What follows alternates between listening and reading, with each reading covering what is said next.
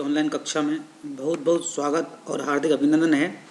बच्चों, आज की इस कक्षा के माध्यम से हम अध्ययन करेंगे कहानी जामुन के पेड़ का, जो कि कक्षा 11वीं के हिंदी आधार पाठ्यक्रम में संकलित है। बच्चों, ये जो कहानी है ये बहुत ही रोचक है और व्यंग्य शैली में लिखी गई है, जो लेखक श्री कृष्णचंद्र ने सरकारी कार्यालयों की जो कार्यप्रणाली है उसको ध्यान में रखते हुए उस पर उसको विषय वस्तु बनाते हुए लिखा है। कहानी का ऐसा शीर्षक है जामुन का पेड़। जामुन का पेड़, जामुन एक प्रकार का फल होता है और ये जामुन है का, ये जो आपको पिक्चर में दिखाई पड़ रहा है ये जामुन का पेड़ है। बच्चों, हम बात करें लेखक कृष्णचंद्र जी की। इनका जन्म सन 1914 में पंजाब के वजीराबाद गांव में हुआ था।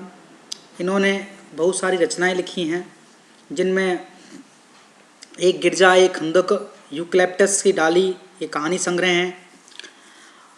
अन्नदाता हम वैसी हैं, जब खेत जागे, 52 पत्ते, ये सारे उपन्यास हैं।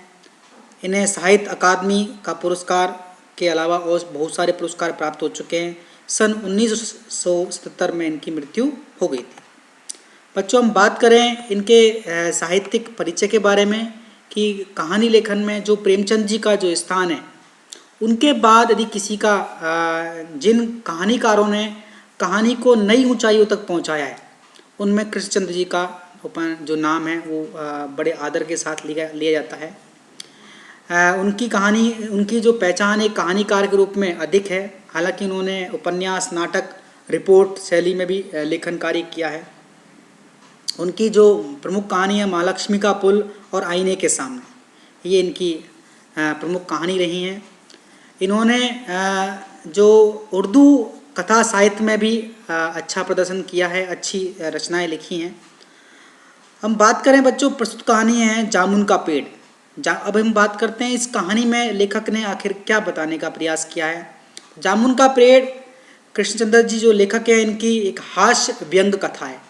हंसी भी दिलाती है और व्यंग भी, ताना भी मारती है। ये जो कथा है, यहाँ जो सामान्य अवस्था से जो चीज़ें हैं, उन चीज़ों को उसकी सामान्य अवस्था से बड़ा चढ़ा करके जो हम दिखाने की जो स्टाइल है, शैली बहुत पुरानी रही है। तो ये इस कहानी में भी उन चीज़ों को, बहुत सामान्य सी चीज़ों को बहुत ज़्यादा बड़ा चढ़ा करके दिखा करके लेखक ने वर्णन किया है। तो यहाँ जो घटना है वो बहुत अतिशयोक्तिपूर्ण है, ज़्यादा बड़ा चढ़ा करके एग्जेग्रेट किया गया है। तो ऐसी घटना जिन पर विश्वास तक नहीं हो पाता कई बार।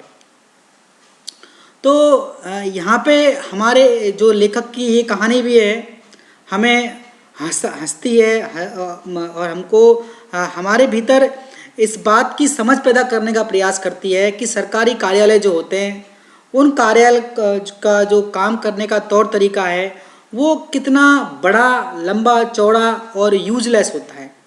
ठीक है बात। इसके बाद यहाँ पे ये भी देखा जाता है कि सरकारी जो कार्यालय है वो संवेदना शून्य होते हैं, इमोशनलेस होते हैं। उन्हें मानवीय भावनाओं की कोई परवाह नहीं होती। तो बच्चों, हम बात करते हैं लेखक ने कहानी का विकास, कहानी को किस प्रकार आगे बढ़ाया है। सबसे पहले लेखक कहानी के बारे में एक घटना प्रस्तुत करता है कि रात को आंधी चलती है और एक सरकारी कार्यालय के सेक्रेटरीट में एक के पार्क में एक जामुन का पेड़ लगा हुआ था, वो गिर जाता है। तो सुबह माली जो है, जो उस पार्क की देखभाल करता है, उसको देखता है तो उसको क्या देखता है कि जामुन के पेड़ के नीचे एक आदमी भी दबा हुआ पड़ा हुआ है। वह इस बात की सूचना जो कार्यालय के चपरासी तक को देता है और देखते देखते थोड़े समय में बहुत सारी भीड़ वहाँ पर जमा हो जाती है। चपरासी क्लर्क को बुलाता है। क्लर्क उस जामुन के पेड़ को टूटा हुआ देख करके उस क्लर्क को बड़ा दुख होता है। उसको उस जामुन के पेड़ में लगने वाले रसीले जामुनों की याद आती है। माली तो उस क्लर्क को याद दिलाने का प्रयास करता है कि इस पेड़ के नीचे एक आदमी दबा हुआ पड़ा है, अगर आप आज्ञा दें तो हम 4-5 लोग मिलकर के इसको निकाल लें, ये बच जाएगा। लेकिन उन्हें लगता है कि ये आदमी तो जिंदा ही नहीं होगा, शायद मर ही गया होगा। लेकिन वह जो दबा हुआ आदमी बोल पड़ता है कि नहीं, मैं जिंदा हूँ। माली उन सभी को पेड़ हटाने का सुझाव देता है कि हम इसको पेड़ को आसानी से, अगर आप अनुमति दें तो इस पेड़ को हम आसानी से हटा सकते हैं। लेकिन जो उस सुपरिटेंडेंट है वो कहता है कि नहीं, आप ऐसा नहीं कर सकते, पहले मैं अपने ऊपर वाले अधिकारी जो ऑफिसर हैं उनसे बात करूंगा, पूछूंगा। अब इस तरह जो ये बात सुपरिटेंडेंट अपने डिप्टी सेक्रेटरी को, जॉइंट सेक्रेटरी को, चीफ सेक्रेटरी को, यहाँ तक कि मिनिस्टर तक बात पहुँचती है, और मंत्री है बाद में जो चीफ सेक्रेटरी से कुछ कहते हैं। इसी तरह जो फाइल है वो कभी यहाँ कभी वहाँ कभी वहाँ इस तरह से घूमती रहती है, और इस दरमियान उस जामुन के पेड़ के नीचे वो आदमी दबा हुआ पड़ा रहता है। लेखक कहानी को विस्तार देता है। दोपहर को उस स्थान पर भीड़ इकट्ठी जाती है, तो कुछ जो मन चले मस्ती परस्त लोग हैं तो वो आते हैं और वो कहते हैं कि हम सरकारी याद के बिना ही हम इस पेड़ को हटा करके इस आदमी की जान बचा लेंगे। लेकिन तभी सुपरिटेंडेंट उस फाइल लेकर के वहाँ पे पहुँचता है कि नहीं, आप ऐसा काम नहीं कर सकते, क्योंकि ये जो पेड़ है ये कृषि विभाग जो होता है, एग्रीकल्चर डिपार्टमेंट, उसके अंडर में आता है। उनके पास फाइल भेजी है, वहाँ पर फाइल भेजी जा रही है, तो ये जो कार्य है वही विभाग हटवाने का इसका कार्य करेगा। लेकिन जो कृषि विभाग है इस बात की पूरी इस कार्य की जिम्मेदारी जो व्यापार विभाग है उस पर डाल देता है। व्यापार विभाग वापस इस बात की जिम्मेदारी कृषि विभाग पर डाल देता है और इस कार्य से अपना पल्ला झाड़ लेता है। तो उस दिन पूरा दिन ऐसे निकल जाता है।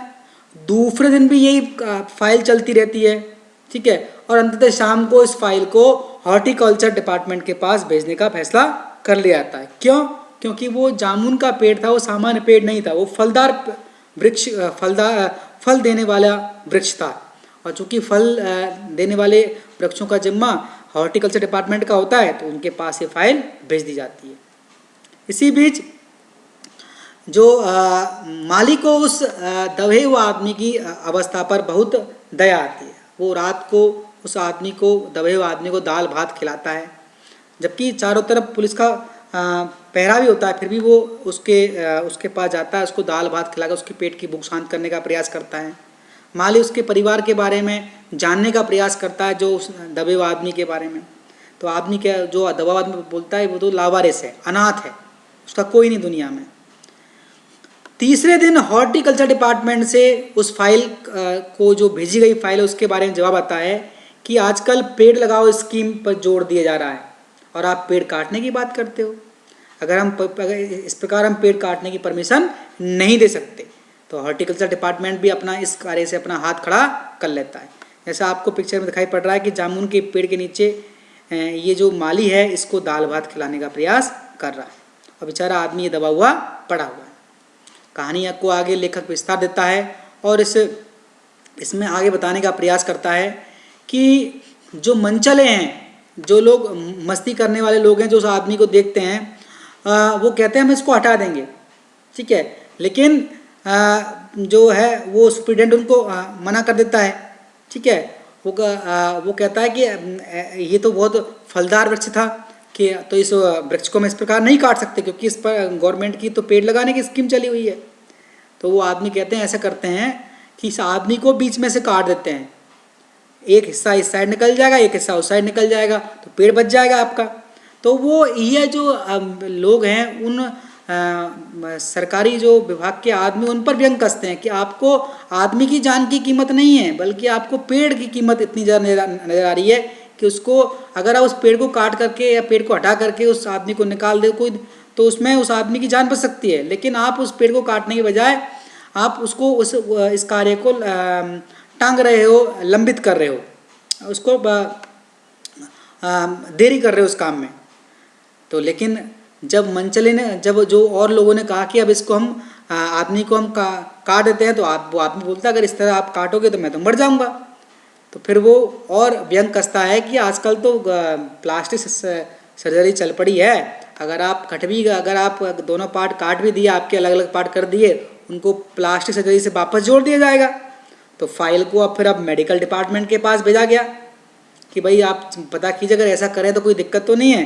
लेकिन वहाँ से रिपोर्ट में लिख कर के आता है कि अगर आपने इसको अगर काट दिया तो तो बॉडी तो जुड़ जाएगी लेकिन ये आदमी जिंदा नहीं बच पाएगा। तो ये फैसला भी अल्टीमेटली ख़त्म कर दिया जाता है कि अब इस आदमी को काटने वाली बात भी ख़त्म कर दी जाती है। तो इस प्रकार ये कहानी और रोचक होती चली जाती है।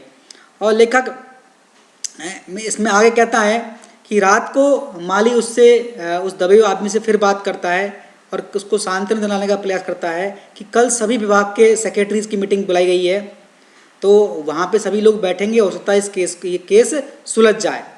ठीक है, तभी दबा हुआ आदमी उनको एक मिर्ज़ा गालिब का एक शेर उनको सुनाता है।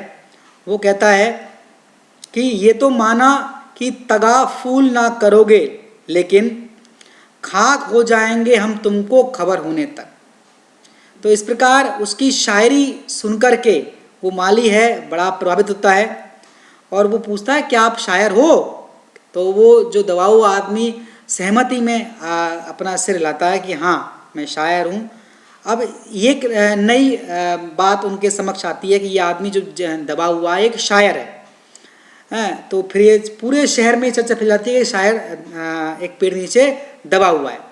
सभी लोग आते हैं और उस आदमी की जान के बजाय उसको अपनी अपनी रचनाएं सुनाने लगते हैं। उनसे खुद कोई कविता उसको सुनाता है, कोई उससे कविता सुनाने की फरमाइश करता है।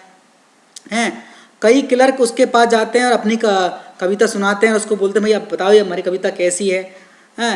जब उसको पता हुआ अब जब ये वाला बात पता चलती है कि ये तो शायर है, तो उस व्यक्ति की जो फाइल है अब कल्चर डिपार्टमेंट को, संस्कृति विभाग को सौंप दी जाती है।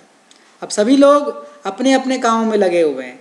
कोई व्यक्ति उस मरे हुए व्यक्ति, उस दबे व्यक्ति को वहाँ से बाहर निकालने का प्रयास नहीं कर रहा है। सब उल्टे पुल्टे कामों में सब लोग लगे हुए हैं। अब ये फाइल साहित्य अकादमी के पास पहुँचती है, तो उस साहित्य अकादमी का सेक्रेटरी तुरंत उस आदमी का जो दबा हुआ आदमी का इंटरव्यू लेने पहुँच जाता है। दबा हुआ आदमी कहता है कि उसका नाम उपनाम जो है निकनेम ओस है, वो ओस नाम से लिखता है और कुछ दिनों पहले उसका लिखा हुआ एक ओस के फूल जो गद्य संग्रह है वो प्रकाशित हुआ है। तो सेक्रेटरी बोलता है भाई इतना बड़ा लेखक है, आप तो बहुत बड़े लेखक हो, हमें इस बात का अफसोस है कि आप हमारी एकेडमी के सदस्य अब तक नहीं बन पाए, तो मैं कल ही आपको एकेडमी के सदस्य बनवा दूंगा। लेकिन वो आदमी रिक्वेस्ट करता है कि मुझे इस पेड़ के नीचे से निकालिए। तो वो आदमी कहता है कि हाँ मैं प्रयास करूँगा। कहानी को फिर लेखक आगे बढ़ाता है। इसके बाद अगले दिन वो साहित्य अकादमी का जो सेक्रेटरी है उसके पास पहुंच जाता है, उस दबे हुए आदमी के पास, और उसे बता देता है, कॉन्ग्रेचुलेट करता है कि हमने आपको इस साहित्य अकादमी का सदस्य बना लिया है। आदमी जो दबा हुआ आदमी है उनसे उस सेक्रेटरी से, साहित्य अकादमी के से स्वयं को पेड़ की नीचे से निकाल करके जान बचाने की गुजारिश करता है। तो वो सचिव कहता है कि मैं ये काम नहीं कर सकता, मेरा काम संस्कृति का है।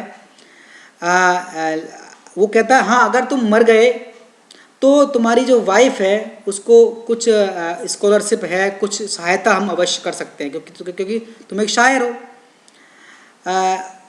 चूँकि उनका विभाग का संबंध सिर्फ कल्चर से है, पेड़ काटने का काम तो आर्य और कुल्हाड़ी से है, जबकि एक कृषि और विभागों का काम है। हाँ उन तक हम आपके लिए रिक्वेस्ट कर सकते हैं। वन विभाग को हमने आपके बारे में लिख दिया है। शाम को माली आकर बताता है कि कल वन विभाग वाले आएंगे और पेड़ को काट देंगे और आपकी जान बच जाएगी। तो माली बहुत खुश होता है कि चलो मुझे भी इस बात से मेरी जिम्मेदारी भी छूटेगी कि बहुत दिनों से, अब 2-3 दिन हो गए और ये पेड़ भी कटा हुआ पड़ा है और ये व्यक्ति भी दबा हुआ पड़ा है, तो दोनों से उसको छुटकारा, माली को भी छुटकारा मिल जाएगा। अब जैसे ही उसको जब उस पेड़ के नीचे दबा हुआ आदमी है उसकी हिम्मत और स्वास्थ्य जवाब दे रहा था, उसकी हिम्मत टूटने लग पड़ी थी। अगले दिन जो फॉरेस्ट डिपार्टमेंट का आदमी अपने इंस्ट्रूमेंट लेकर के पेड़ काटने पहुंच जाते हैं, तो फॉरेस्ट डिपार्टमेंट के आदमी उनके इस काम से रोक देते हैं। बोला नहीं आप इस पेड़ को नहीं काट सकते, क्योंकि ये पेड़ पिटोनिया राज्य के प्रधानमंत्री ने सेक्रेटरीट में 10 साल पहले लगाया था। उनके आने के, जब वो आए थे हमारे देश का विजिट किया था, तब उन्होंने लगाया था पेड़ काटने से दोनों राज्यों के संबंध खराब हो जाएंगे। और जो पिटोनिया है, सरकार है, हमारे राज्य को, हमारी सरकार को बहुत सहायता देती है, तो अगर हम लोग संबंध खराब हो गए तो हमको फिर वहाँ से सहायता प्राप्त नहीं होगी। तो अगर दो देशों के किसी पेड़ के कारण किसी दो देशों के संबंध खराब हो रहे हैं तो इसके आदमी की जान ज़्यादा कीमती नहीं है, बल्कि दो देशों का जो संबंध है वो ज़्यादा कीमती है। तो दो देशों के संबंध के लिए उस आदमी की जान को कुर्बान किया जा सकता है, इसमें कोई उनको समस्या महसूस नहीं हुई। अब इसके बाद अब अंडर सेक्रेटरी कहता है कि प्रधानमंत्री विदेश दौरे से सुबह वापस आ गए हैं, अब वे ही इस पर निर्णय करेंगे कि आखिर क्या किया जाए, इस पेड़ को काटा जाए कि नहीं काटा जाए, क्या किया जाए। शाम को 5 बजते हैं, खुद सुप्रिटेंडेंट कवि की फाइल लेकर आता है और चिल्लाकर कहता है कि प्रधानमंत्री जी ने सारी जिम्मेदारी अपने ऊपर ले ली है और पेड़ काटने की अनुमति दे दी है, क्योंकि सारी की जिम्मेदारी मेरी है, तो कल ये पेड़ काट दिया जाएगा और तुम्हारी, अब वो कहता है कि तुम्हारी फाइल पूरी होगी। फाइल पूरी मतलब फाइल ने पूरा हिसाब, अपनी पूरी यात्रा पूरी कर ली। ये खबर जो सुप्रिटेंडेंट है वो उस दबे हुए आदमी को सुनाता है। इसी बीच जो कवि और शायर है था, जो उस दबा हुआ आदमी था उस पेड़ के नीचे, उसका हाथ ठंडा पड़ जाता है, अर्थात वो मृत्यु को प्राप्त हो जाता है, उसके जीवन की फाइल भी पूरी हो चुकी होती है। तो इस पूरी कहानी के माध्यम से लेखक ने एक व्यंग किया है सरकार की, जो सरकारी कार्य प्रणाली होती है, सरकार के काम करने का तरीका होता है कि सरकार का पूरा काम फाइलों के माध्यम से आगे बढ़ता रहता है, तो उस पर व्यंग किया है। और उनकी जो अमानवीयता है, इन ह्यूमैनिटी है, और उनका जो इमोशनलेस जो बिहेवियर है, उस पर भी जो लेखक कृष्णचंद्र हैं वो व्यंग करते हैं, ताना मारते हैं। बहुत आसान सी और रोचक शैली में हमारे सामने ये कहानी लेखक ने प्रस्तुत की है। बच्चों, इसके आगे वाले वीडियो में, हम अगले वीडियो में हम इस पाठ पर आधारित जो प्रश्नोत्तरी है उसके बारे में चर्चा करेंगे। बच्चों, इस वीडियो को देखने के लिए आपका बहुत बहुत धन्यवाद, बहुत बहुत आभार।